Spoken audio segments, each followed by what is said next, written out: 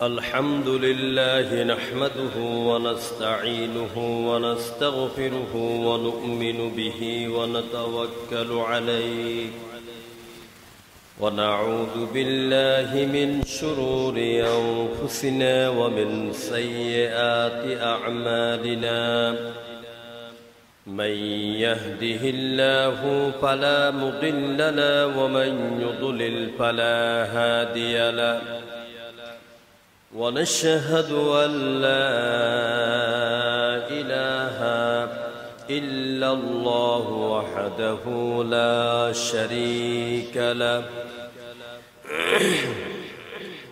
ونشهد أن سيدنا وحبيبنا ومولانا محمدا عبده ورسوله الذي أرسله بالحق بشيرا ونذيرا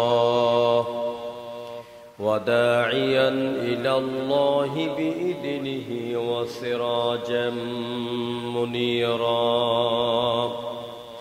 فقد قال الله تعالى في كلامه المجيد وفرقانه الحميد أعوذ بالله من الشيطان الرجيم بسم الله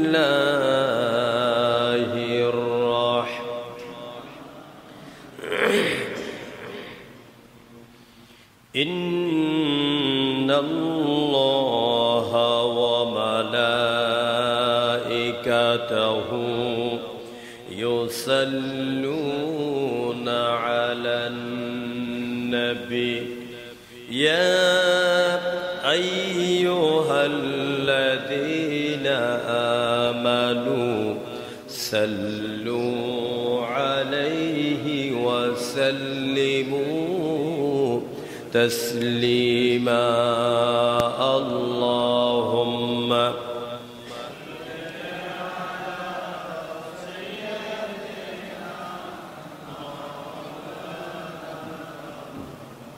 وعلى آل سيدنا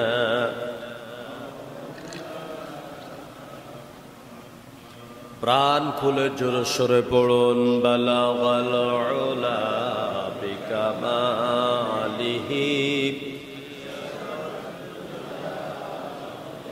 ভাই পিছনে সামনে চলে আসে, সামনের কাতারগুলি ফিল আপ করে বসেন। বসাটা আপনাদের সুন্দর হচ্ছে না। নামাজের শুরুতে আগে সামনের কাতারগুলি ফিল আপ করে। মসজিদের আদব আছে, আদব রক্ষা করে। কদমোं में तेरी गिरता गलियों में तेरी फिरता गाहे ज़ारे ज़ारे रोता गाहे बेक़रार होता बलागल उला बिकमालिही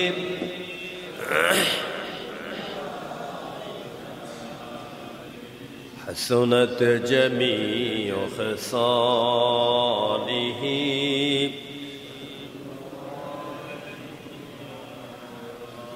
আমার নবীজির রওজা মুবারক আছে রে ভাই যেথায় আমার নবীজির রওজা মুবারক আছে রে ভাই যেথায় মন যে আমার চায় যেতে সেই সোনার মদিনায় বালাগাল উলা বিকামালিহি কাশাফাত দুজা বিজামালিহি হসনত জমিউ খসালিহি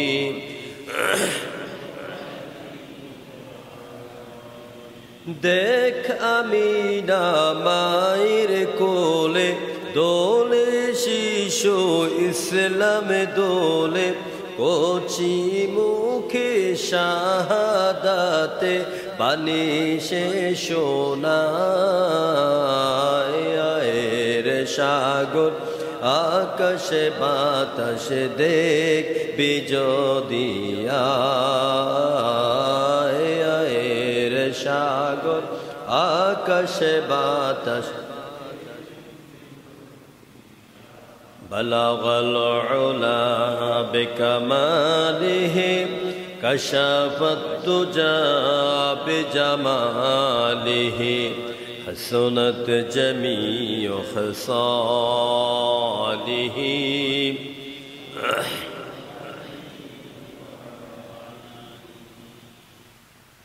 মুআজ্জাজ মুহতারাম আগত প্রাণ প্রিয় মুসল্লি ভাইয়েরা, এলাকার সর্বস্তরের ভাই এবং মা বোনেরা, সকলকে আমি আবারও অন্তরের অন্তঃস্থল থেকে সালাম পেশ করছি। মোহাব্বতের সাথে সালামের জবাব দিন, আসসালামু আলাইকুম ওয়া রাহমাতুল্লাহ।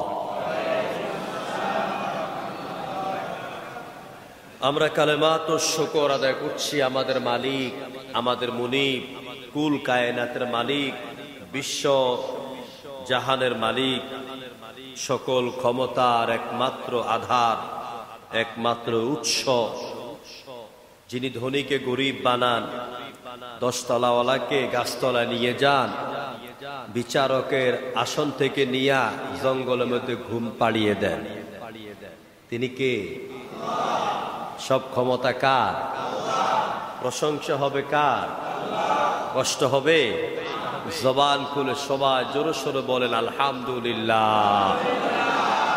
আল্লাহু আকবার কবীরা ওয়ালহামদুলিল্লাহি হামদান কাসীরা সুবহানাল্লাহি বুকরাতাও ওয়া আসীলা। মাবুদের শুকর আদায় করতেই হবে, অন্তর থেকেই চলে আসে, কারণ তিনি যুগের চাকাকে ঘুরাইয়া দেওয়ার মালিক। পৃথিবীতে এমন একটা শক্তির নাম বলেন যিনি যুগের চাকাকে ঘুরাতে পারেন, ঘড়ির কাঁটাকে ঘুরাইতে পারেন, 1 ঘন্টা আগায় দিতে পারেন, 2 ঘন্টা পিছাইতে পারেন, এই ওয়ালের ঘড়ি। কিন্তু আকাশের ঘড়িকে ঘুরাবার মতন ক্ষমতা কারো আছে? নাই। তিনি এমন একটি মহান সত্তা, এমন একটা কুদরতওয়ালা, একটি নাম 15.5 বছর বাংলাদেশে মসজিদ তো দূরের কথা, রোডে ঘাটে কোন দোকানের ভিতরে নিতে গেলেও চুপি চুপি নেওয়া লাগতো। কিন্তু আল্লাহ কি করলেন? সেই নামটাকে এখন বাংলাদেশের প্রতিটি ঘরে ঘরে পৌঁছাইয়া দিলেন। এখন টেলিভিশনে খবর পাঠিকারা বলেন, নামটা বলবো না রাগ করবেন? কারো কারো একটু গাও চুলকানি হয় আমার মসজিদে, আমি জানি, আমার কাছে নিউজ আছে। কারো কারো একটু চুলকানি বাড়ে। এই যাদের চুলকানি বাড়ে এরা হচ্ছে মুনাফিক। এখন আমি আমার কথা বলছি না, বাংলাদেশের নিউজ পাঠিকা বলেন, বাংলাদেশ জামাত ইসলামের আমির ডাক্তার শফিকুল ইসলাম বা শফিকুর রহমান বলে কিনা, এই নামটা নেওয়াটা ছিল 144 ধারার মতন ভয়ানক। আর যেই নামটা সবচেয়ে বেশি টিভিতে, রেডিওতে, রোডে ঘাটে, গাড়িতে, বাণিজ্যে, মন্ত্রণালয়, সব জায়গায় এখন ওই নামটা কালা মাটির তলা ডুবাই দিয়েছে। এটার নাম হচ্ছে আল্লাহর কুদরত। এটার নাম কি? আল্লাহর কুদরত, আল্লাহর ক্ষমতা। যারা দেখেন না এদেরকে সচক্ষে দেখাইয়া দিলাম। সেই মহান আল্লাহ পাকের দরবারে আমরা প্রশংসা আদায় করা লাগবে নাকি লাগবে না? প্রতিনিয়ত তার প্রশংসা করতে হবে। তার প্রশংসা না করলে চলে না, চলতে পারে না, চলবেও না। আমরা এই জন্য আরো একবার জোরে সোরে সবাই বলি আলহামদুলিল্লাহ। দরুদ ও সালাম পেশ করছি আমাদের প্রিয় রাসূল, আমাদের প্রিয় নবী, মানবতার নবী, বিশ্ব মানব জাতির কল্যাণকামী নেতা, মানবতার মহান শিক্ষক, পৃথিবীতে সবচেয়ে সেরা মানুষ, এই সবচেয়ে সেরা মানুষ যিনি, সুন্দর মানুষ যিনি, সে প্রিয় রাসূল নবী মুহাম্মদ জোরগণ সাল্লাল্লাহু। প্রিয় বন্ধুগণ, আমার কাছে একটা দাওয়াত এসেছে, আমি শুরুতে আমার আলোচনা শুরুতে সেটা বলে দেই, এখনো তো সবাই আসেন নাই, এরপরও বলে দেই। আমি ভারত আমরা বন্ধু ভাবি, ভারতকে আমরা শত্রু ভাবি না। বাংলাদেশ আর ভারতের সম্পর্কটা কেমন জানেন? যে এই যে আমার আপনার বুকটা, এই বুকটা বাদে বাকি দেহটা কিন্তু ভারতের কোলে, এই বুকটা বাদে বাকি দেহটা ভারতের কোলে, অর্থাৎ এইভাবে ভারত আমাদেরকে চতুর্দিক থেকে ঘেরাও করে আছে। তারপরও আমরা ভয়ে নয়, আমরা মনের দিক থেকে, মানবতার দিক থেকে, বিশ্বের দিক থেকে আমরা ভারতকে বন্ধু ভাবি। আমরা বাংলাদেশের মুসলমান হিন্দুদের মন্দির পাহারা দেই, ঠিক না? আমরা হিন্দুদের পূজা অর্চনার সময় আমরা পুলিশ দিয়ে তাদেরকে নিরাপত্তা দেই। আমরা যারা বক্তা আছে আমরা নিষেধ করি কোন হিন্দুদের পূজা পার্বণে গিয়ে হিন্দু মেয়েদের গায়ে হাত দিবা না, কোন জুলুম নির্যাতন করবে না, কারণ এটা সাম্প্রদায়িক সম্প্রীতির দেশ। আমার প্রাণ প্রিয় সবুজ লাল সবুজের পতাকার দেশ আমার বাংলাদেশ। এখানে অন্য ধর্মের উপরে আঘাত করা ইসলাম এখানে নিষিদ্ধ করেছে, আমরাও নিষিদ্ধ করি। তাদের ধর্মগ্রন্থকে আমরা বিশ্বাস করি না, কিন্তু সম্মান করি। বিশ্বাস করি কোরআনকে। কাকে বিশ্বাস করি? কোরআনকে। কিন্তু আমরা তাদের ধর্মগ্রন্থকে অপমান করি না, অপমান সূচক কথাও বলি না। কিন্তু দুর্ভাগ্যবশত তারা মাঝে মাঝে আমাদের পায়ের মধ্যে পাড়া দিয়ে লাগতে আসে, মুসলমানদেরকে উস্কানি দেয়, মুসলমানদের কানের মধ্যে শলা ঢুকাইয়ে একটু খোঁচানি মারে, যাতে করে মুসলমানদেরকে বিশ্বের বুকে জঙ্গিবাদ হিসাবে পেশ করতে পারে। একটি সূত্র ইতিমধ্যে এসে ভারতে হিন্দু পুরোহিত কর্তৃক ইসলাম ও মানবতার নবী মুহাম্মদ সাল্লাল্লাহু আলাইহি ওয়াসাল্লামকে কটূক্তি করেছে এবং এটাকে সমর্থন দিয়েছেন আপনার ভারতের, এটা সমর্থন দিয়েছেন ভারতের বর্তমান বিজেপি নেতা, এটাকে সমর্থন দিয়েছে। আরেক জানোয়ারকে দেখলাম কোরআনকে সামনে রেখে তার জুতা দুইটারে খুলে কোরআনের পাশাপাশি রেখে তারপরে জুতা পরে এরপরে দুইটা কোরআনের উপর দাঁড়িয়েছে। আমি সাথে সাথে বলেছি, আরশের মালিক, যে দৃশ্য দেখলাম, যে জানোয়ার এই কাজটা করেছে, যদি কপালে হেদায়েত থাকে হেদায়েত দাও, নতুবা তার দুইটা পাও থেকে শুরু করে মাথার মগজ পর্যন্ত পচাইয়া দাও। সম্মানিত ভাইয়েরা, রাসূলুল্লাহকে কটূক্তির প্রতিবাদে আজকে বাদ জুমা মিছিল আছে ভাটারা থানার সামনে। যাদের পক্ষে সম্ভব হয় সেই মিছিলে আপনারা অংশগ্রহণ করবেন। এটা ডাক দিয়েছে কারা? সাধারণ ছাত্র সমাজ, সর্বস্তরের জনগণ। নির্দিষ্ট কোনো ব্যক্তির নাম এখানে উল্লেখ নাই, কোনো দলের নামও উল্লেখ নেই। সম্মানীয় ভাইয়েরা, এটা ভাটারা থানার সামনে হবে জুমার পর। তো আমরা আল্লাহ পাকের দরবারে শুকর আদায় করছি যে মাবুদ আমাদেরকে আমাদের প্রিয় নবীর মতন এরকম একজন নবী দিয়েছেন, বলেন আলহামদুলিল্লাহ। মাস ব্যাপী সেই নবীর সিরাত আলোচনা চলছে গোটা দেশে, সারা পৃথিবীতে। আজকে আমি গত জুমায়ুর সিরাত আলোচনা করেছি, এর আগের জুমায়ু করেছি। নবীর সিরাত আলোচনা যদি ধারাবাহিকভাবে করি শেষ হবে না। দিনের পর দিন, সপ্তাহের পর সপ্তাহ, মাসের পর মাস এই ব্যক্তিকে নিয়ে আলোচনা করলে তার ব্যক্তিত্বের আলোচনা শেষ। তার আলোচনাকে উঁচু করেছেন কে? ওয়ারাফা'না লাকা যিকরাক। আল্লাহ বলছেন, হে রাসূল, আমার নামটা যেমন ইথারে পাথারে নিথারে বাতাসে পাহাড়ে পর্বতে সর্বস্তরে সর্বত্র আমার নামটা যেমন ছড়িয়ে গেল, ঠিক আমার নামের পিছনে আপনার নামটাকে আমি ছড়িয়ে দিয়েছি। যেখানে আশহাদু আল্লা ইলাহা ইল্লাল্লাহ, ঠিক এর পিছনে আশহাদু আন্না মুহাম্মাদার। কোন দিকে কমতি আছে? যেখানে লা ইলাহা ইল্লাল্লাহ, ঠিক এর পাশে হচ্ছে মুহাম্মাদুর। যেখানে আলহামদুলিল্লাহ রাব্বিল আলামিন, সেখানেই আরসালনাকা রাহমাতাল লিল,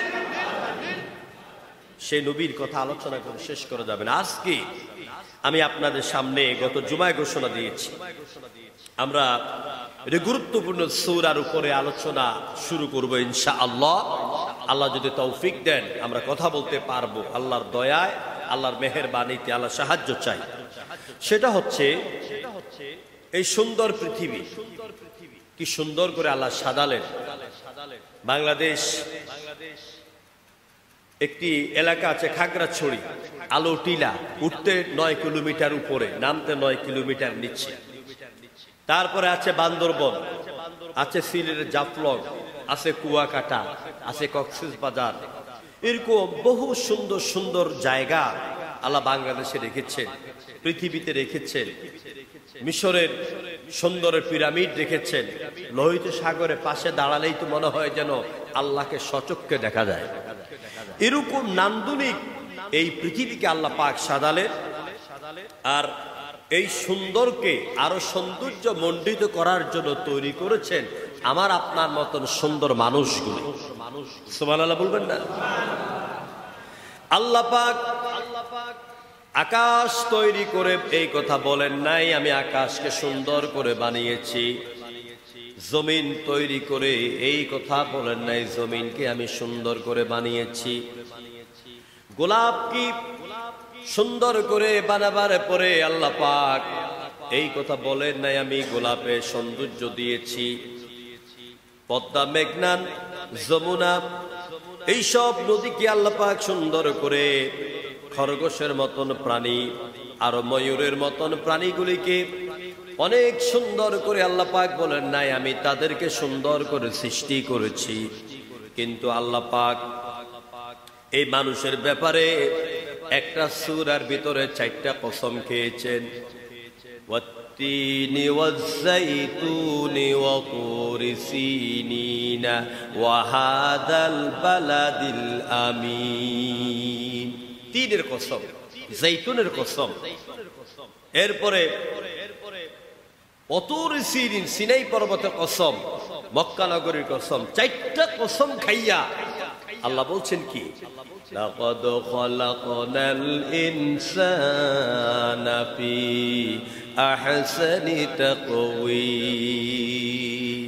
অবশ্যই আমি আল্লাহ পাক আমার সৃষ্টির মধ্যে সব চাইতে সুন্দর করে সৃষ্টি করেছি আমার বান্দাগুলিকে। সুবহানাল্লাহ। 4টা কসম করে বলছেন আমি আমার মানুষ বান্দাগুলিকে অনেক সুন্দর করে বানাইলাম। জোরে বলেন আলহামদুলিল্লাহ। এই সুন্দর বান্দাগুলিকে দিয়া আল্লাহ পাক এই পৃথিবীটাকে আরো সুন্দর করে সাজালেন। অর্থাৎ নূরুন আলা নূর, লাইট আপন লাইট, আলোর উপরে আলো। আপনি সুন্দর মানুষ, আপনি সুন্দর, অনেক সুন্দর, কিন্তু ল্যাংটো হয়ে খাড়াই থাকেন, কেউ তাকাবে আপনার দিকে? যেই তাকাবে ওর দিকে লজ্জা লাগবে। ঠিক আপনার সৌন্দর্যটাকে বৃদ্ধি করার জন্য আল্লাহ পাক এর উপরে দিয়ে দিয়েছে লেবাস, দিয়েছে সুন্দর পোশাক। আপনি যদি একটা সুন্দর পোশাক পরেন আপনার সৌন্দর্য আরো বাড়বে নাকি কমবে? আরো সৌন্দর্য বাড়বে। এই জন্য পাকিস্তানের একজন টেইলর বলেছেন, Allah is made man but tailor is gentleman. Allah তৈরি করেছেন মানুষ, আর টেইলর যারা কাপড় সেলাই করে যারা, এরা তৈরি করে ভদ্র মানুষ। ঠিক কিনা বলেন? এরা জামা কাপড় না সিলাইলে আপনি কিন্তু কি মসজিদে আসতে পারতেন না, কোন অনুষ্ঠানে যেতে পারতেন। এই জন্য আল্লাহ ইজ মেড ম্যান, আল্লাহ তৈরি করেছেন মানুষ, বাট টেইলর ইজ জেন্টেলম্যান। আর ওই টেইলররা, হ্যাঁ, এদেরকে বাংলা কি বলে? দর্জি। হ্যাঁ, এরা তৈরি করে ভদ্র মানুষ। প্রিয় ভাইরা, এই সুন্দর মানুষগুলি দিয়া আল্লাহ পাক এই পৃথিবীটাকে সাজালেন। তো এই পৃথিবীটাকে একদিন আল্লাহ পাক আসাকার মেসাকার করে দিবেন। আজ আমি এমন একটি সূরা আপনাদের সামনে আলোচনা শুরু করব, যে সূরাটির আলোচনা অত্যন্ত গুরুত্বপূর্ণ প্রত্যেকটি মানুষের জন্য। আজকে আমাদের সমাজে ক্ষমতার লোভে মানুষ হত্যা, অন্যের উপরে জোর করা, জুলুম করা, দুইজনে এক ব্যক্তি 2 হাত ধরে, আবার দুইজনে এক ব্যক্তি 2 পা ধরে, ধইরা এর উপর হকি স্টিক দিয়ে পিটায়, হকি স্টিক দিয়ে পিটাইয়া মেরেছে, হত্যা করেছে। গতকাল দেখলাম নারায়ণগঞ্জে কোন থানায় জানে বন্দরে একটা মানুষকে 3-4 জনে মিলাইয়া মেরে তো ফেলছেই, যাওয়ার সময় ও হাসতে হাসতে 2-3 কোপ দেয়, আরেকজনে 2-3 কোপ দেয়, আরেকজনে চাইনিজ কুড়াল দিয়ে কোপায়। অর্থাৎ মনুষ্যত্ব বোধ আজকে পৃথিবী থেকে বিদায় হয়েছে। রাসূলুল্লাহ বলেছেন কিয়ামতের আগে এত বেশি হত্যাকাণ্ড হবে যে হত্যা করতেছে ও জানে না কেন তাকে হত্যা করছে, আর যাকে মারছে ও জানে না আমারে কেন মারে। এরকম চিত্র দেখতেছি না আমরা।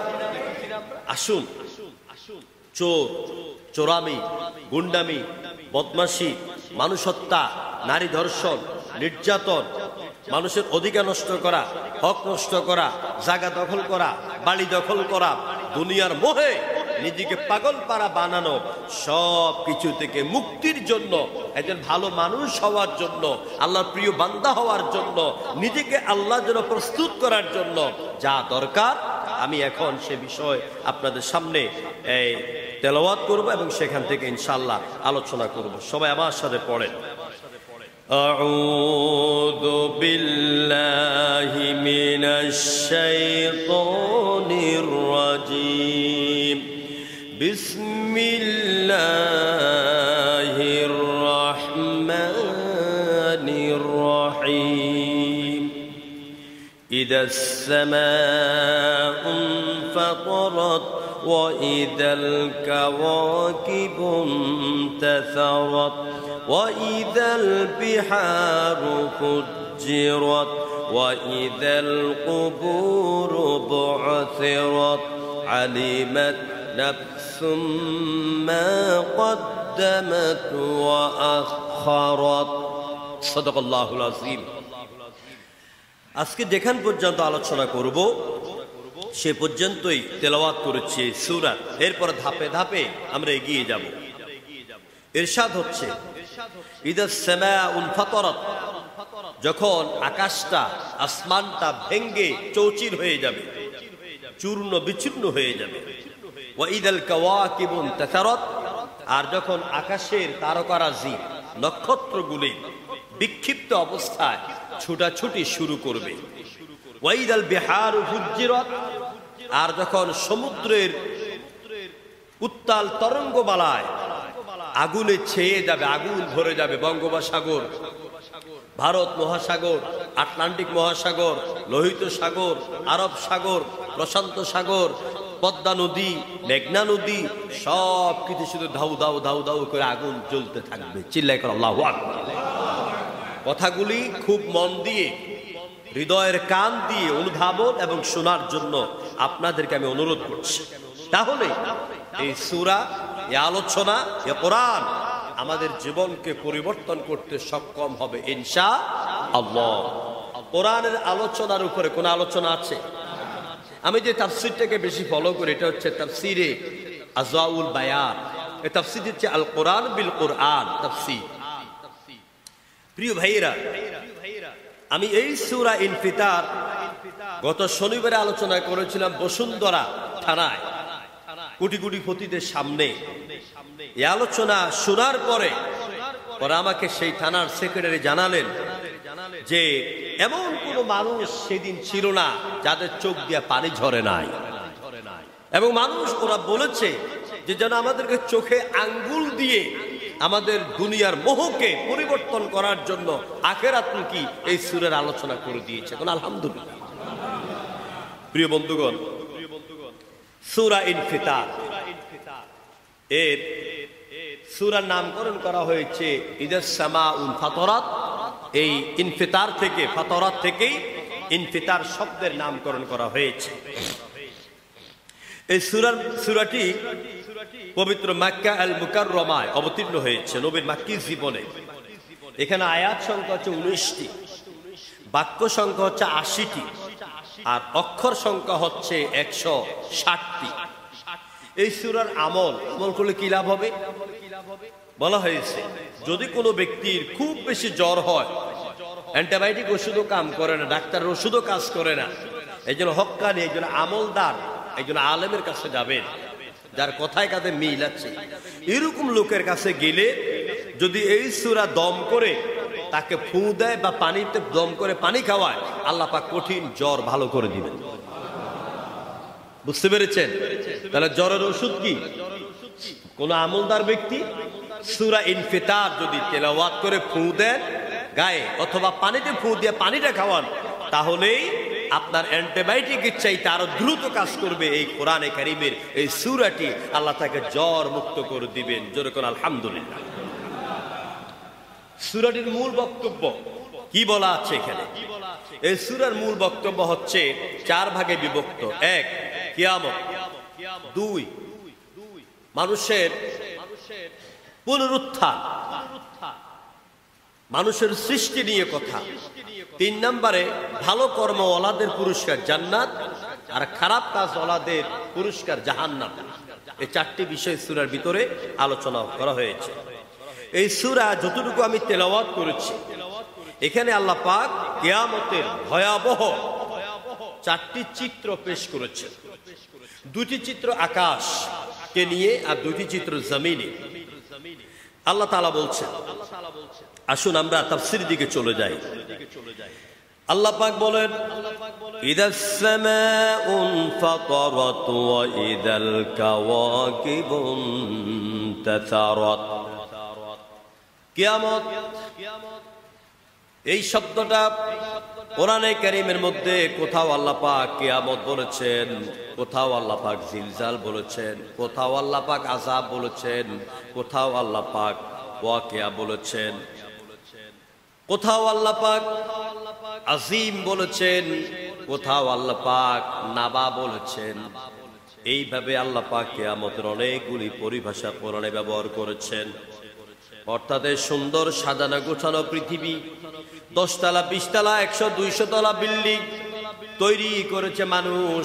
কত সুন্দর করে বাড়ি সাজালেন, ঘর সাজালেন।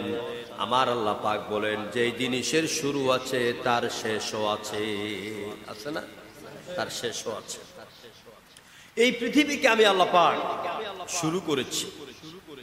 পৃথিবী শুরু থেকে আজ পর্যন্ত বয়স কত? বিজ্ঞানীদের ধারণা অনুযায়ী আনুমানিক 5000 কোটি বছর। কত বছর? 5000 কোটি বছর এই পৃথিবী। আরো কত বছর থাকবে আমরা জানি না, নাকি খুব আর অল্প সময় পরে পৃথিবী ধ্বংস হয়ে যাবে, তাও আমরা কেউ জানি না। তা আল্লাহ পাক বলেন, এই পৃথিবীটা আমি আসাকার মেসাকার করে দিব। এই কিয়ামতের ভয়টা যদি মনে আনেন, দেখবেন আমার আপনার জীবন থেকে ধোঁকামি, মিথ্যা কথা, অহংকার, তাকাব্বুরি সব দূর হয়ে যাবে, ভালো হয়ে যাবে। সত্য কথা বলবেন, পাপের কাছে যাবেন না, মানুষের হক নষ্ট করবেন না, শুধুমাত্র পরকাল নামক এই সূরাটি ভিতরে থাকলে।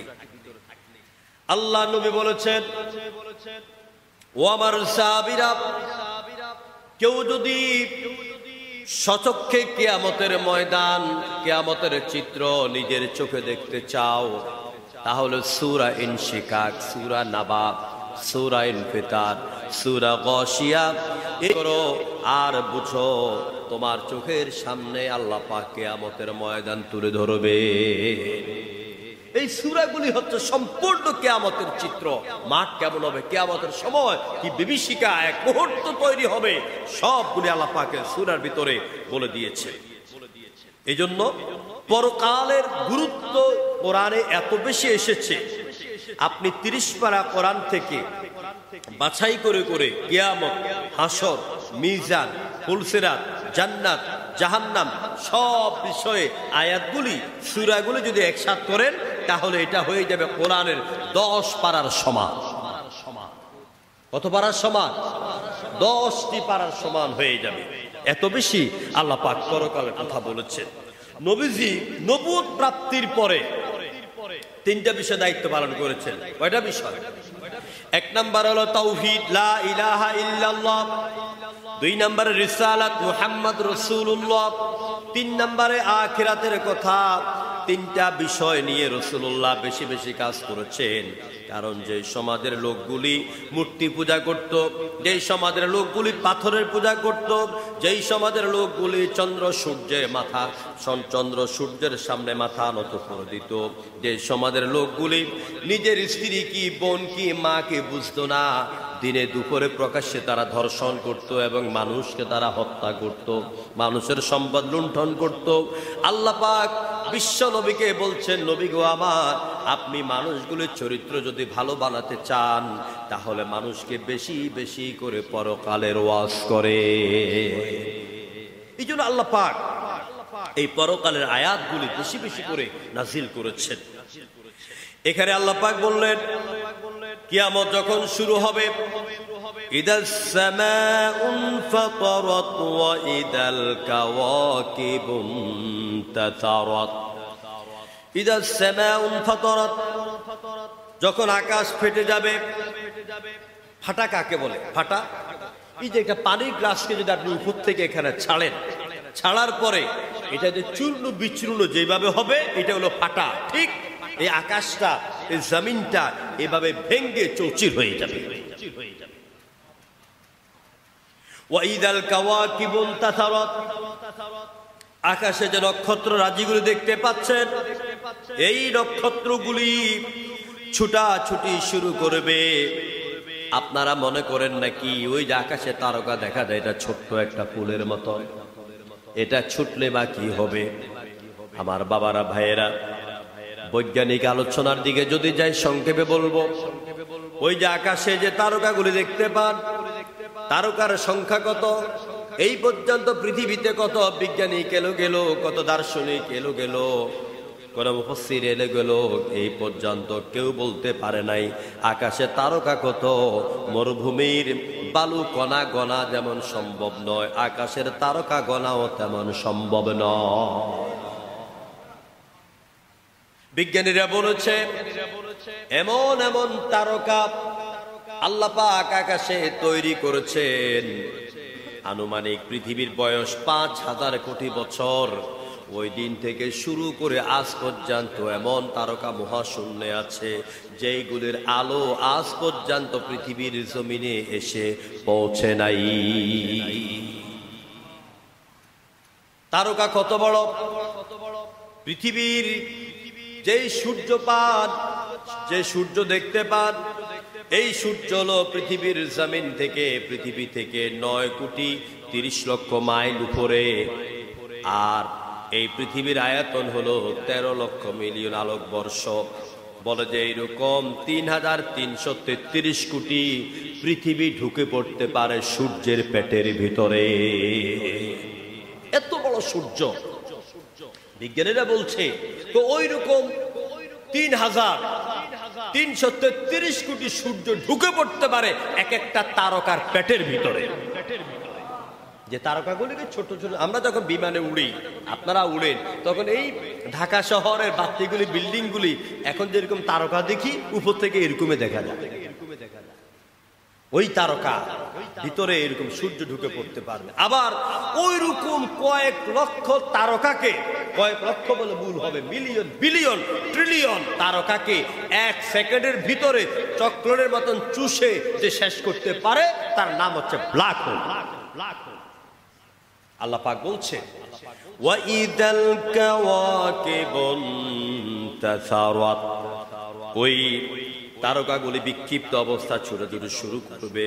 ওয়াইদাল বিহারু ফুজ্জিরাত, সমুদ্রের মধ্যে আগুন ধরে যাবে। সমুদ্রের তলদেশে রয়েছে মোবিলের খনি, রয়েছে তেলের খনি, রয়েছে গ্যাসের খনি। যখন সিংহায় ফু দেওয়া হবে, সব খনির মুখগুলি ফেটে যাবে, ঢাকনা সরে যাবে, তেল, মোবিল, গ্যাসগুলি বের হয়ে গোটা সমুদ্রের মধ্যে দাউ দাউ করে আগুন ধরে যাবে। গোটা সমুদ্রে আগুন ধরে যাবে। আল্লাহ পাক সূরা ইনফিতারের এই ৪টি আয়াতের মধ্যে প্রথম আকাশের ২টা ঘটনা বলেন। আকাশ ফাটবে, তারকা ছুড়াছুড়ি শুরু করবে, এই ২টা হলো আকাশে। জমিনের মধ্যে ২টা হলো সমুদ্রের মধ্যে আগুন ধরবে। আর ওয়াইদাল কুবুর বুসিরাত, এই যে আমরা যাদেরকে আজকে কবর দেই, সিঙ্গাপুর দেওয়ার সাথে সাথেই ওই কবরগুলির মাটি ফেটে সবাই কবর থেকে বেরোতে থাকবে। আল্লাহ পাক কিয়ামতের এই চিত্র কোরআনের বহু জায়গায় আরো পেশ করেছেন। যেমন সূরা ইনশিকাকের ভিতরে আল্লাহ পাক বলেন, ইদাস সামাউ শাক্কাত ওয়া আযিনাত লিরাব্বিহা ওয়া হুক্কাত ওয়া ইদাল আরদু মুদ্দাত। আকাশ যখন ফেটে যাবে তখন আকাশ তার রবের হুকুমে সবকিছু বের করে দিবে। জমিন তখন ছড়িয়ে পড়বে, জমিন তার পেটে যা কিছু আছে সব বের করে দিবে। জমিনে পেটে কি আছে? জমিনে পেটে আছে স্বর্ণের খনি, হীরকখণ্ডের খনি, লোহার খনি, তেলের খনি, গ্যাসের খনি।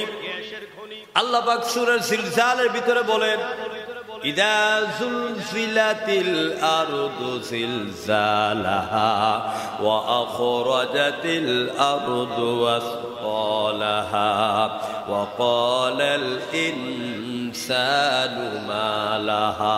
আল্লাহু আকবার। জমিনে কম্পন সৃষ্টি হয়ে যাবে, কাঁপতে থাকবে, ভূমিকম্প এত গতিবেগে আসবে, 50 তলা 300 তলা বিল্ডিং মুহূর্তের ভিতরে জমিনে পড়ে চূর্ণ বিচূর্ণ হয়ে যাবে।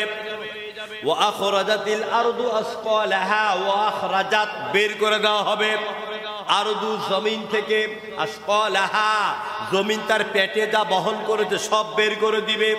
সোনার খনি বের হবে, রূপার খনি বের হবে, ডায়মন্ডের খনি বের হবে। ওয়া ক্বালাল ইনসানু মা লাহা, মানুষ দেখবে আর বলবে, ও জমিন তোর কি হয়েছে?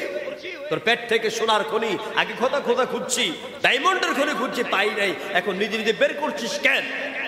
জমিন বলবে, জমিন বলে দিবে, আমি আমার রবের হুকুমে, ওয়া ক্বালাল ইনসানু মা লাহা ইয়াউমাইযিন তুহাদ্দিসু আখবারহা, আমি আমার রবের হুকুমে, রবের অর্ডারে আমার পেট থেকে আজ সব কিছু বের করে দিচ্ছি। আমার পেটের ভিতরে সোনার খনি আর হীরকের খনি রাখার ক্ষমতা নাই।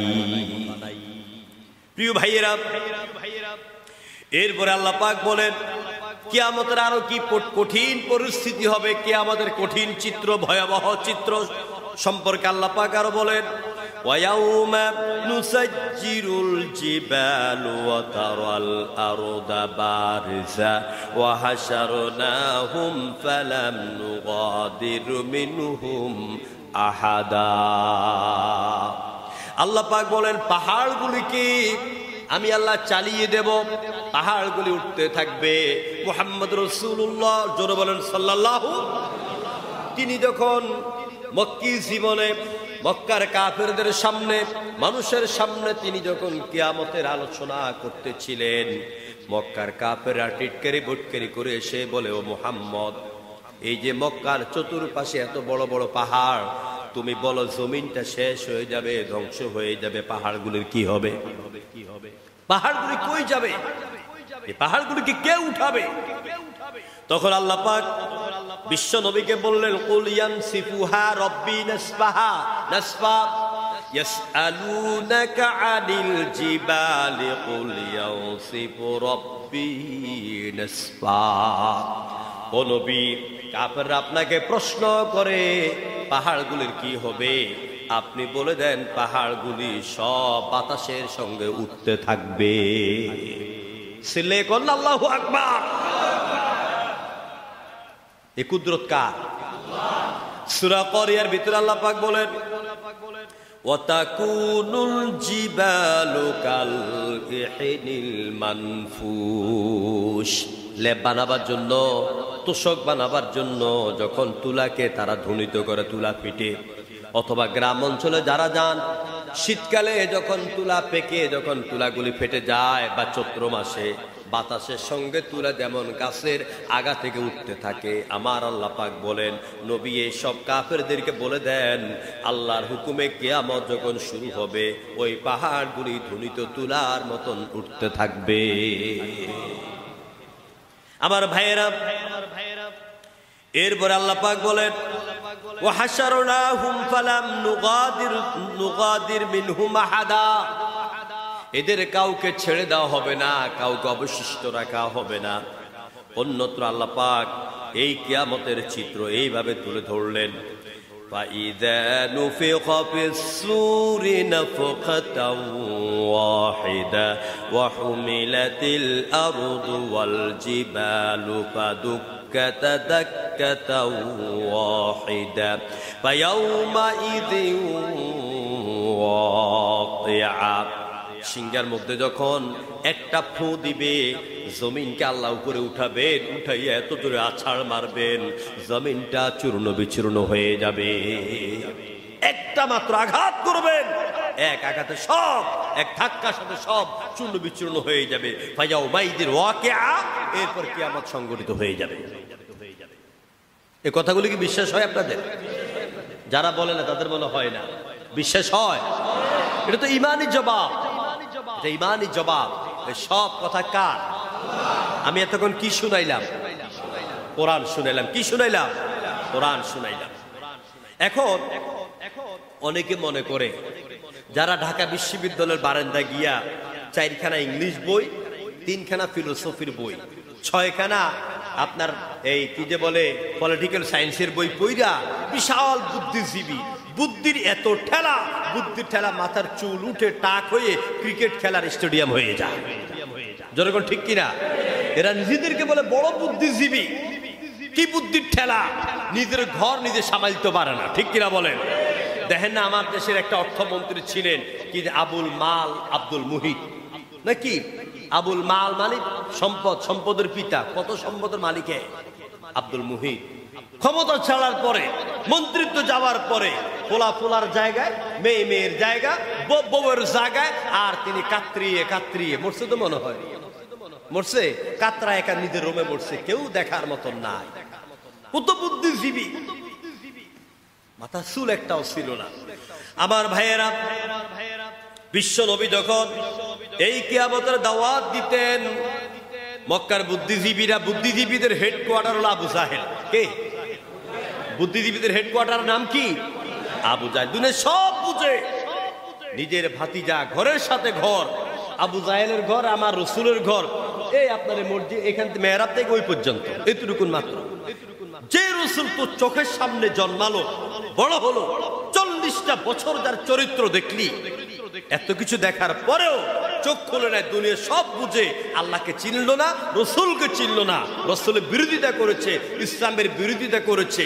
ওই আবু জাহেল চলে গেল, তার আন্ডা বাচ্চা বাংলাদেশে আছে নাকি নাই? দুনিয়া সব বুঝে, সব চিনে, বুদ্ধির ঠেলায় সব বুঝে, কিন্তু গোলাপ ফুলের মধ্যে রংটা কে দিয়েছে মালিককে চিনে না। আমার ভাইয়েরা, ওই বুদ্ধিজীবীরা কি বলতো? আম্মা ইয়াতাসাআলুনা আনিন নাবাইল আযীম আল্লাযী হুম ফীহি মুখতালিফুন। আম্মা ইয়াতাসাআলুন, এরা পরস্পরকে জিজ্ঞাসাবাদ করে, প্রশ্ন করে, তর্কে লিপ্ত হয়। আনিন নাবাইল আযীম, মহা ঘটনা অর্থাৎ কিয়ামত সম্পর্কে। আল্লাযী হুম ফীহি মুখতালিফুন, এরা কিয়ামত নিয়ে বাক বিতণ্ডা লিপ্ত হয়ে যায়।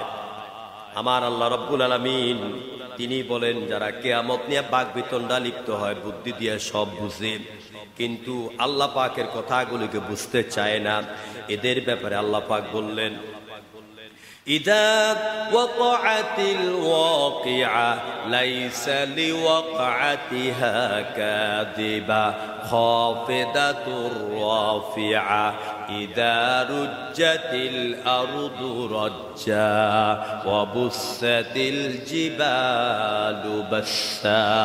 আল্লাহু আকবার। ইযা ওয়াকাআতিল ওয়াকিআ, ওয়াকিআ মানে কিয়ামত। আমি আগেই বলেছি, এক এক জায়গায় আল্লাহ এক এক শব্দ ব্যবহার করেছে। যখন কিয়ামত সংঘটিত হবে, অবশ্যই কিয়ামত হবে, এটা সংঘটিত হওয়ার ব্যাপারে মিথ্যা প্রতিপন্ন করার কোনো সুযোগ নাই। এই কিয়ামত হওয়ার কারণেই কারো চেহারা হবে উজ্জ্বল উঁচু, আবার কারো চেহারা হয়ে যাবে মলিন। যারা কিয়ামতকে বিশ্বাস করেছে, আখিরাতকে বিশ্বাস করেছে, পরকালের জবাবদিহিতাকে বিশ্বাস করে দুনিয়াতে সত্য কথা বলেছে, মিথ্যা কথা ছেড়েছে, আব্বা আমার খেদমত করেছে, দোকানদারি করতে গিয়ে ওজনে কম দেয় নাই, জায়গা মাপতে গিয়ে চেইন টান দিয়া আরেকজনের এক বিঘত দখল করে নাই, মানুষের উপর অত্যাচার করে নাই, নির্যাতন করে নাই, অসহায় ছাত্রদের উপরে গুলি করে নাই, মানুষকে নির্যাতন করে নাই, এইসব লোকদের চেহারা হবে উজ্জ্বল। আর যারা এর বিপরীত করেছে তাদের চেহারা হবে আপনার বুলুণ্ঠিত এবং ধুলায় মসৃত। যেরকম নাউজুবিল্লাহ। আমার বাবারা, ভাইয়েরা, এই বুদ্ধিজীবীরা কিয়ামতকে বিশ্বাস করে না। বুদ্ধির ঠেলায় এরা এত আধুনিক হয়ে গেল, আধুনিকতার দুনিয়াতে পড়ে তারা আধুনিকতাকেই প্রাধান্য দেয়। ছোট্টকালে নিজেদের কলিজার টুকরো ছেলেদের ভিতরে কোরআন ঢুকায় না, হাদিস ঢুকায় না, নিজেরাও হাফ প্যান্ট পরে, মেয়েদেরকেও হাফ প্যান্ট পরায়। আসলে নাই, খুব আধুনিক ওনারা। কথায় কথায় বাংলা অর্ধেক, ইংলিশ 3 অর্ধেক কইয়া নিজের খুব বড় শিক্ষিত মনে করার, খুব আধুনিক লেভেলের লোক। একটু ইংলিশ বলতে না পারলে, হাফ প্যান্ট না পড়লেই, তারপরে রাস্তাঘাটে একটু ঘেঁষাঘেঁষি না করলে কি আধুনিক হওয়া যায়? এই সব লোকেরা তারা রাসূলুল্লাহ বা আমাদের আলেমদের কোরআনের দাওয়াত শুনে, কিয়ামতের কথা শুনে তখনও বলতো, এখনো বলে। কি বলে? وقالوا ما هي إلا حياتنا الدنيا نموت ونحيا وما يهلكنا إلا الدهر। সূরা জাসিয়ার 25 নম্বর আয়াতি 35 নম্বর আয়াতের ভিতরে আল্লাহ পাক বললেন, তারা বলে দুনিয়ার জীবনটাই আমাদের একমাত্র জীবন, এই জীবন ছাড়া আর কোনো জীবন বিশ্বাস করি না। নাউজুবিল্লাহ। কথা কি শুনতেছেন? আমার ঘুম আসতেছে আপনাদের? ভাই এসি চলে তো, ফ্যান বেশি ছাড়লে কথা বুঝবেন না। জি, সবাই একটু বলেন না আল্লাহু আকবার, নারায়ে তাকবীর। আমার ভাইয়েরা, এই নাস্তিকেরা বলে, অবিশ্বাসী সম্প্রদায়েরা বলে, মুসলমান নামধারী মুনাফিকেরা বলে, এই পৃথিবীর জীবনটাই আমাদের একমাত্র জীবন। আমরা যদি মরি, আমরা যদি বাঁচি, আমরা যদি ধ্বংস হই, একমাত্র কাল আমাদেরকে ধ্বংস করবে। এই ছাড়া কোনো দেয়ার ইজ নো গড, স্রষ্টা বলতে কেউ নাই, কেউ আমাদেরকে ধ্বংস করতে পারবে না। এখন আমার প্রশ্ন, যে কাল তোদেরকে ধ্বংস করবে, ওই কালটা কি? ওই সময়টাকে, ওই ইতিহাসটাকে, ওই শক্তিটাকে? ওই কাল, ওই ইতিহাস, ওই মহাকালের নাম হচ্ছে আল্লাহ। যেরকম ঠিক কিনা? আমার বাবারা, ভাইয়েরা, আখিরাতের প্রতি যারা উদাসীন তারাই এসব কথা বলতে পারে। এবারে আসুন, যারা পরকালকে অস্বীকার করে, কিয়ামতকে অস্বীকার করে, তাদের ব্যাপারে আল্লাহ পাকের পানিশমেন্ট কি হবে? আল্লাহ রাব্বুল আলামিন এই কিয়ামত অস্বীকারীদের শাস্তির ব্যাপারে বলেন, বাল কাযযাবু বিস-সাআতি ওয়া আ'তাদনা লিমান কাযযাবা বিস-সাআতি সাঈরা। গতকাল রাতের 2টা পর্যন্ত ওনার পৃষ্ঠাগুলি যখনই খুলি আর যখনই নিজে দেখি, পড়ি, চোখ দিয়ে পানি ঝরে। পরে আমার স্ত্রী আমাকে রাতে 2টায় টেনে নিয়ে আমাকে শোয়াইছে।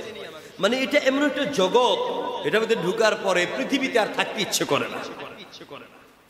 প্রত্যেকটা মানুষকে আল্লাহর সামনে দাঁড়াতে হবে, এই কিয়ামতের সম্মুখীন হতে হবে। বলুন হুজুর, আমরা তো কিয়ামত দেখবো না। একটা মানুষ যখন মরে, এই মৃত্যুটাই তার জন্য কিয়ামত। আল্লাহ রাব্বুল আলামিন বলেন, বাল কাযযাবু বিস-সাআতি ওয়া আ'তাদনা, বরং যারা কিয়ামত অস্বীকার করে, কিয়ামত অস্বীকারীদের জন্য আমি আল্লাহ রাব্বুল আলামিন সাঈর নামক জাহান্নাম রেখে দিয়েছি। জাহান্নাম কয়টা? জাহান্নামের স্তর হচ্ছে 7টা। এই 7টা জাহান্নামের মধ্যে একটা নাম হচ্ছে সাঈর। وَإِذَا رَأَتْهُمْ مِنْ مَكَانٍ بَعِيدٍ سَمِعُوا لَهَا تَغَيُّزًا وَزَفِيرًا। সূরা ফুরকানের ভিতরে আল্লাহ পাক বলেন, যারা কিয়ামতকে অস্বীকার করত, পরকালকে অস্বীকার করত, আল্লাহকে অস্বীকার করত, আল্লাহর হুকুম আইনকে অস্বীকার করত, এই লোকগুলির হাতের মধ্যে শিকড় পরানো হবে, পায়ের মধ্যে শিকড় পরানো হবে। লোহার ডান্ডা বেড়ি দুনিয়াতে পরাইছো, যারা কোরআনে দাওয়াত দিয়েছে তাদেরকে কোরআনের এই দাড়িদের হাতে পায়ে লোহার ডান্ডা বিড়ি পরিয়েছো, মনে করবা এই লোহার ডান্ডা কোরআনের দাড়িদের পায়ে পরাও নাই, বরং তোমার পায়ে আগুনের লোহার ডান্ডা বেড়ি পরাবার রাস্তা তুমি নিজেই তৈরি করে নিয়েছো। জনগণ ঠিক কিনা? ওরা লোহার ডান্ডা বেড়ি পরে, ওরা ফাঁসির রশিতে ঝুলে আল্লাহর জান্নাতে চলে গেছে। আর তোমরা লোহার ডান্ডা বেড়ি নয়, শুধু আগুনের ডান্ডা বেড়ি পরে জাহান্নামে যাবা। আমরা এরকম চেয়ার নয়, আমরা স্বর্ণের চেয়ারে বসবো। সূরা মুতাফফিফিন আল্লাহ সব কথা বলে দিয়েছেন। স্বর্ণের চেয়ারে বসে বসে আজকে লম্বা পাঞ্জাবি দাঁড়িয়েরাকে যেভাবে টিটকারি করো, ওই দিন আমরাও আঙ্গুল কামড়াবা, তোমাদেরকে টিটকারি বটকারি করো। জাহান্নামে নিয়ে যাবে এদেরকে। জাহান্নামে যখন নিতে থাকবে, আয়াতে তাফসীরে এসেছে প্রায় 500 মাইল, আপনার 500 গজ দূর থেকে জাহান্নাম তাদেরকে দেখবে, আর জাহান্নামের তর্জন গর্জন তারা শুনবে। যারা কক্সবাজার যান, রাতের বেলা আমরা যখন মাহফিল করে এসি, হোটেলে উঠার আগে ওই সমুদ্রের পাড়ে আমি চলে যাই, আমার ড্রাইভারকে বলে তুমি গাড়িটা ঠিক করে রাখো, আমি আসতেছি। আমি আধা ঘন্টা পর্যন্ত কক্সবাজার কলাতলি সমুদ্রের পাড়ের মধ্যে দাঁড়াইয়া থাকি, আর রূপালী রঙের অন্ধকারের মধ্যে আগুনের পানির ঢেউগুলি আসতে থাকে, আর আওয়াজ আসতে থাকে। ওই পানির ঢেউগুলি শুনি, আর এই আয়াতের কথা মনে হয়। জাহান্নামের আগুনের ঢেউ এমন হবে, জাহান্নামীকে 500 গজ দূর থেকে দেখবে, আর জাহান্নাম তাদেরকে দেখে ক্রোধে ফেটে পড়বে। তোর মতো নিকৃষ্ট ব্যক্তি আমার কাছে আসবি, আয়। তিরস্কার করবে, টিটকারি বটকারি করবে, আর জাহান্নামের আগুনের ঢেউ তারা এত দূর থেকে শুনতে থাকবে। এরপরে কি করবে? ইদা উলকু ফিহা উলকু, আল্লাহ বলবেন তাদেরকে জাহান্নামের মধ্যে নিক্ষেপ করো। জাহান্নামের মধ্যে যখন তাদেরকে নিক্ষেপ করবে, জাহান্নামের মধ্যে যখন তারা পড়ে যাবে, পড়ার পরে তারা মৃত্যুকে ডাকতে থাকবে, মৃত্যু এসো। এই জাহান্নামের আগুনে জ্বলা আমাদের পক্ষে সম্ভব নয়। আল্লাহ পাক বলে দিলেন সূরা ফুরকানের ভিতরে, লা তাদউ সুবুরান ওয়াহিদা ওয়াদউ সুবুরান কাসীরা। আজকে মৃত্যুকে একবার ডেকো না, কয়েক হাজার বার ডাকো, কিন্তু মৃত্যু আসবে। মৃত্যু আসবে সেখানে, লা ইয়ামুতু ফিহা ওয়ালা ইয়াহইয়া, ওখানে মৃত্যু আসবে না, মরবেনও না, বাঁচবেনও না। এটা নাম হচ্ছে জাহান্নাম। আমার ভাইয়েরা, এই কিয়ামত যখন শুরু হবে, সব কিছু শেষ হয়ে যাবে। সূরা জুমারের ভিতরে আল্লাহ পাক তিনি বললেন, ওয়ানুফিকা ফিস সূরি ফাসাইকা মান ফিস সামাওয়াতি ওয়া মান ফিল আরদ। আকাশের মধ্যে যা কিছু আছে, জমিনের মধ্যে যা কিছু আছে, কিতাবের পৃষ্ঠা একটার উপরে একটা যেমনে পড়ে এমনে পড়ে পড়ে সব বরবাদ ধ্বংস হয়ে যাবে। এভাবে আল্লাহ পাক কিয়ামত সংগঠিত করবে, কিয়ামত হয়ে যাবে। তারপরে কিয়ামত হওয়ার পরে কত বছর চলে যাবে কেউ জানে না। আচ্ছা, কিয়ামতটা যখন হবে তখন আরেকটা চিত্র বলেই, যাতে করে আল্লাহ আমাদের কলিজার মধ্যে ভয় ঢুকায়। যখন ইসরাফিল আলাইহিস সালাম সিংহার মধ্যে ফু দিবে, আমি মনে হয় একদিন ইসরাফিলের দেহ সম্পর্কে বলেছিলাম আপনাদেরকে, মনে আছে কিনা? ইসরাফিলের দেহটা কত বড়। নবীজি যখন মেরাজ থেকে আসলেন, আসার পরে তিনি সাহাবীদের সাথে কথা বলতেছিলেন মসজিদে নববীতে। মক্কা থেকে আসার পরে মদিনাতে একদিন আলোচনা করতেছিলেন। তো এক পর্যায়ে হুজুর বললেন, সাহাবীরা আমি ইসরাফিলকে দেখেছি। ইসরাফিল কেমন? ও যখন আমি সপ্ত আকাশ পাড়ি দিয়ে রপরপে করে, সপ্ত আকাশ থেকে রপরপে করে আমি যখন আরশে আজিমে যাচ্ছিলাম, তখন আমি একটা খালি মাঠ দেখলাম। খালি মাঠটা কত বড়? পৃথিবীর উত্তর থেকে দক্ষিণ, পূর্ব থেকে পশ্চিম, এত বড় মাঠ। এত বড় মাঠের মধ্যে একটা চেয়ার আছে, কুরসি আছে। এই চেয়ারের মধ্যে একজন ব্যক্তি বসে আছে। ওই ব্যক্তি চেয়ারে বসার পরে আমি তো বলছি কত ফাঁক। হুজুর বলছেন কত চেয়ারে 1 ইঞ্চি পরিমাণ ফাঁক নাই, পুরোটা ভরে গেছে। আর তার মাথাটা এত বড় যে পৃথিবীর 7 দরিয়ার পানি যদি তার মাথা ঢেলে দেওয়া হয়, 1 ফোঁটা পানি জমিনে গড়াইয়া পড়বে না। এ হচ্ছে ইসরাফিল। এই জন্য ফেরেশতারা মারা যাবার পরে ফেরেশতাদের কবর হবে না। দিবে কোথায় কবর? কোথায় দিবে কবর? ফেরেশতারা কি বেঁচে থাকবে নাকি? বেঁচে থাকবে? কুল্লু নাফসিন যায়িকাতুল, প্রত্যেককে মরতে হবে ইল্লা মান শাআল্লাহ। তাফসীর অনেক লম্বা, আমি একটু বলি যে সব যখন শেষ হয়ে যাবে মাত্র 8 জন ফেরেশতাকে আল্লাহ রাখবেন। কয়জন ফেরেশতা? 8 জন ফেরেশতা। 4 জন হলেন জিব্রাইল, ইসরাফিল, মিকাইল, মালাকুল মাউত। আর 4 জন হলেন আল্লাযীনা ইয়াহমিলুনাল আরশ, সূরা আল মুমিন 2 নম্বর আয়াত 24তম পারা। 4 জন ফেরেশতা আল্লাহ পাকের আরশের খুঁটি বহন করে কাদের মধ্যে দাঁড়িয়ে আছেন। আল্লাহু আকবার। আল্লাহ পাক বলবেন মালাকুল মাউত কে আছে?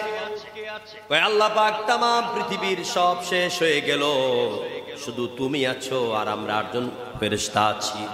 এবার আল্লাহ পাক বলবেন ও মালাকুল মাউত, যারা আমার আরশের খুঁটি বহন করে আছে এবার তাদের রূহ কবজ করে দাও। আর কে আছে? আল্লাহ জিব্রাইল আছে, ইসরাফিল আছে, মিকাইল আছে, আমি আজরাইল আছি। বলবে যাও জিব্রাইলকে শেষ করো। আল্লাহু আকবার। জিব্রাইলের পাখা কয়টা? শুনেন নাই মনে হয়? 600 ডানা। নূরের কয় ডানা? 600 ডানা। সহিহ হাদিস দ্বারা প্রমাণিত।